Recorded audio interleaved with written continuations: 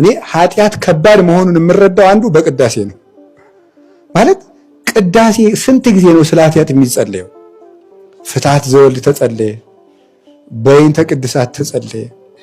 ከዚያ በኋላ ደግሞ ምንድነው የሚደረገው? ደግሞ ፍትሐት ዘወልድ በይንተ ቅድሳት ከተደረገ በኋላ ደግሞ ቄሱ ደግሞ ያጥናል፣ ስርየት ያቀርብልናል። ለኛ ከእግዚአብሔር ምልጃን ያደርጋል። እግዚአብሔር አምላኬ በከመ ሰመርከ ቁርባነ አቤል ፍቁርከ ወመሥዋዕተ ኖህ ወአብርሃም ወአሮን ወሳሙኤል ወዘካርያስ እነዚህን ሁሉ መስዋዕት የተቀበልክ አምላክ ይላል። ከውጪ ንፍቁ ቄስ ፍትሐት ዘወልድ እየደገመ ዲያቆኑ በይንተ ቅድሳት እየደገመ እኛ ሰግደን ምን ያደርጋል? ቄሱ ከውስጥ የነዚህን ቁርባን የተቀበልክ አምላክ ይሄንን ቁርባን ተቀብለህ እና ምን ያመስላችሁ?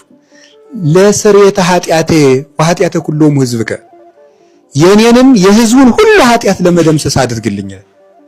ዘላ ዕጣኑን ደግሞ ያቀርብና እግዚአብሔር አብ እግዚአብሔር ወልድ እግዚአብሔር መንፈስ ቅዱስ ተወከፍ ዘንተ ዕጣነ ንጹሐ ወዘንተ ጸሎተ ወዘንተ መሥዋዕት ወዘንተ ማይቶተ እግዚአብሔር አብ እግዚአብሔር ወልድ መንፈስ ቅዱስ ይሄንን መብራት ይሄንን ዕጣን ይሄንን ጸሎት ይሄንን ቁርባን ተቀበል ካለ በኋላ ቡሩክ እግዚአብሔር አባዜ ኩሉ ወቡሩክ ወልዱ ኢየሱስ ክርስቶስ ወቡሩክ መንፈስ ቅዱስ ጰራቅሊጦስ ብሎ ዕጣን 3 ዕጣኖችን ይጨምራቸዋል።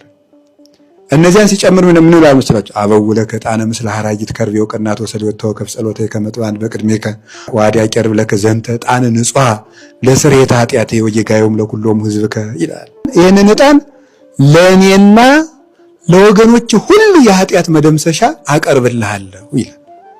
ይህንን ዕጣን እንዲህ ብሎ ማልዶ ጸልዮበት በሙሉ እመቤታችንን ሁሉ ይህንን ዕጣን አሳርጊልን ወደ አብ ወልድ መንፈስ ቅዱስ ብሎ ለምኖ ከጨረሰ በኋላ ለአብ ለወልድ ለመንፈስ ቅዱስ ምስጋና ይገባል ብሎ ሕዝቡ በህብረት ፈጣሪያቸውን እንዲያመልኩ እንዲገዙ ደግሞ ያነቃቃቸዋል።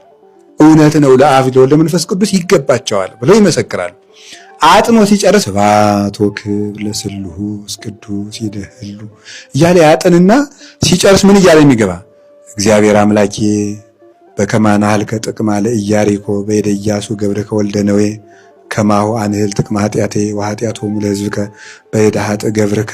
አቤቱ ፈጣሪ እግዚአብሔር ሆይ የኢያሪኮን ግንብ በባሪያ በኢያሱ እጅ እንዳፈረስክ የኔንና የወገኖችህን የኃጢአት ግንብ ደግሞ በኔ በባሪያ ዕጣን አፍርስ ይላል። ሲገባ አጥኖ ሲገባ ወደ መቅደስ የኃጢአታችንን ግንብ አፍርስልን ብሎ ያን ግንብ አስፈርሶ ይገባል። ዙሮ የሚያጥንበት ምክንያት ኢያሱ እና የእስራኤል ሕዝብ የኢያሪኮ